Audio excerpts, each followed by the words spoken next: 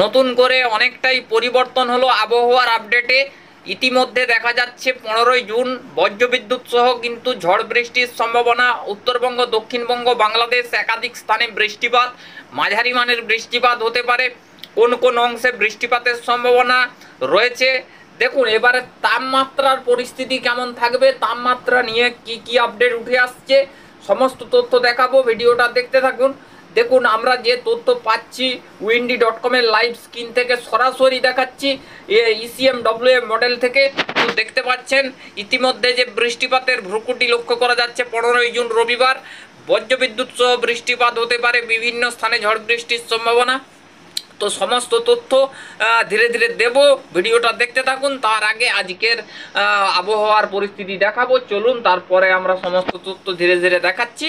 তো আজকে আমরা চলে যাব আজকে কোথায় কোথায় বৃষ্টির সম্ভাবনা রয়েছে। বন্ধুরা আজ 7ই জুন শনিবার, তারপর যে পরিস্থিতিগুলো আমরা দেখতে পাচ্ছি, এখানে বৃষ্টিপাতের সম্ভাবনা পূর্ব মেদিনীপুর, উত্তর দক্ষিণ 24 পরগনা, কলকাতা, হাওড়া এই জায়গাগুলোতে কোথাও কোথাও বৃষ্টি হতে পারে। হলদিবাড়ি, গোসাবা, খুলনা, বরিশাল, খেপুপাড়া এই জায়গাগুলোর কোথাও কোথাও বজ্রবিদ্যুৎ সহ বৃষ্টিপাতের সম্ভাবনা। কলকাতার দিকে বজ্রবিদ্যুৎ সহ বৃষ্টিপাত হতে পারে। খুলনা, বরিশাল, ঢাকা, মতিরহাট এই জায়গাগুলোর কোথাও কোথাও বা বিক্ষিপ্ত আকারে বৃষ্টিপাতের সম্ভাবনা তৈরি হতে পারে। তারপর আমরা সরাসরি চলে যাব 8ই জুন রবিবার, আগামীকাল কোথায় কোথায় বৃষ্টিপাত হতে পারে। আগামীকাল বিক্ষিপ্ত বৃষ্টিপাত, সমস্ত জায়গায় বৃষ্টিপাত হবে না, ঠিক আছে। আগামীকাল সমস্ত জায়গায় বৃষ্টিপাত হবে না। বৃষ্টিপাত হতে পারে কলকাতা, উত্তর দক্ষিণ 24 পরগনা, পশ্চিম মেদিনীপুর, পূর্ব মেদিনীপুর, তারপরে আরামবাগ, বর্ধমান, বাঁকুড়া, দুর্গাপুর এই জায়গাগুলো, মালদা। দেখুন এই যে বৃষ্টিপাতের মানে পরিস্থিতিগুলো দেখা যাচ্ছে, এইটা কিন্তু খুবই সামান্যতর বৃষ্টিপাত, হ্যাঁ, খুব জোরপূর্বক বৃষ্টিপাত কিন্তু নয়, ঠিক আছে। তারপর ধীরে ধীরে 9 তারিখের দিকে নিয়ে যাব। 9ই জুন সোমবার, এখানে কোথায় বন্ধুরা 9ই জুন, ঠিক আছে, সোমবার বৃষ্টিপাতের সম্ভাবনা কিন্তু রয়েছে।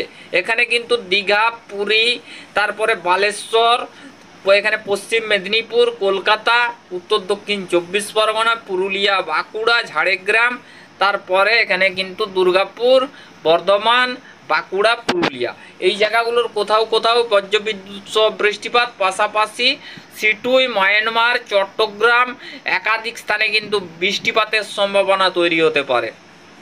পরবর্তী ক্ষেত্রে আমরা সরাসরি চলে যাব 10 তারিখ, 10ই জুন মঙ্গলবার।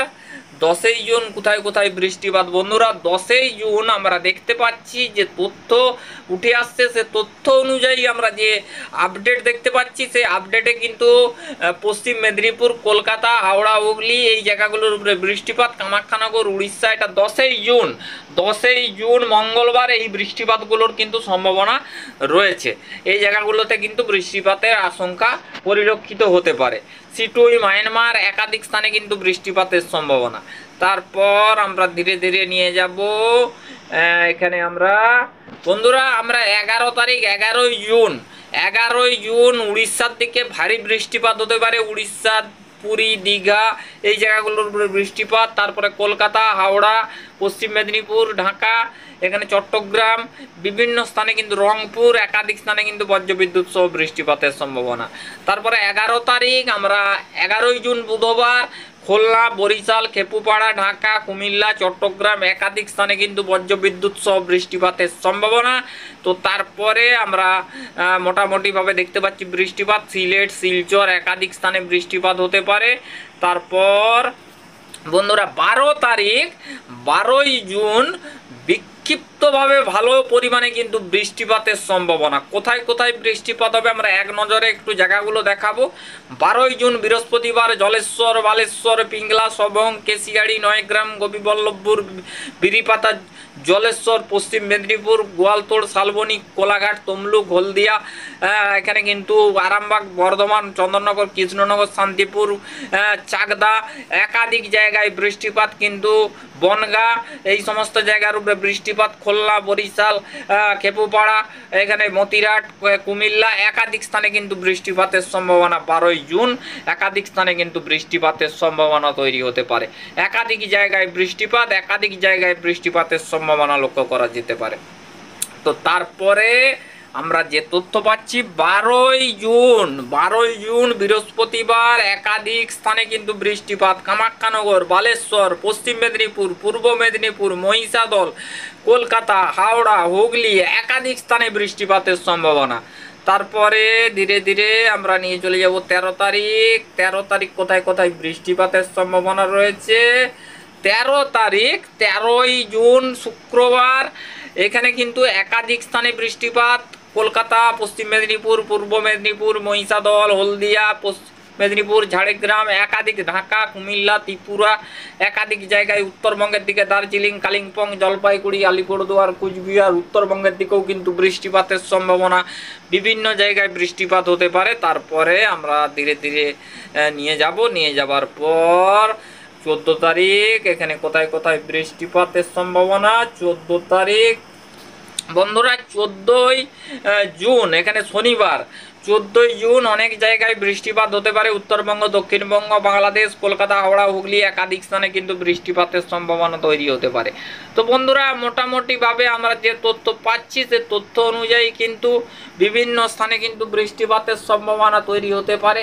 14 তারিখ পর্যন্ত কিন্তু বৃষ্টিপাত, 14ই জুন কিন্তু বৃষ্টিপাতের সম্ভাবনা, 15ই জুন কোথায় কোথায় বৃষ্টিপাত হতে পারে আমরা এক নজরে একটু দেখিয়ে দিচ্ছি। বন্ধুরা 15ই জুন আমরা দেখতে পাচ্ছি 15ই জুন বিক্ষিপ্তভাবে বৃষ্টিপাতের সম্ভাবনা, বিক্ষিপ্ত বৃষ্টিপাত হতে পারে। সমস্ত জায়গা জুড়ে কিন্তু 15ই জুন বৃষ্টিপাত হবে না, ছড়িয়ে ছিটিয়ে কিন্তু দফায় দফায় কিন্তু বৃষ্টিপাতগুলো হওয়ার আশঙ্কা রয়েছে। সমস্ত জায়গা জুড়ে কিন্তু বৃষ্টিপাত হবে না, ঠিক আছে? সমস্ত জায়গা জুড়ে বৃষ্টিপাতের কোনো রকম সম্ভাবনা নেই। আমরা কিন্তু যে তথ্য পাচ্ছি সে তথ্য অনুযায়ী কিন্তু আমরা দেখাচ্ছি। এবারে আমরা সরাসরি চলে যাব উপগ্রহ রেডার অ্যানিমেশন চিত্রের মাধ্যমে এই মুহূর্তে আকাশের কন্ডিশন কেমন রয়েছে আমরা এক নজরে একটু দেখাবো। বন্ধুরা আমরা যে তথ্য পাচ্ছি সে তথ্য অনুযায়ী আমরা খেপুপাড়া,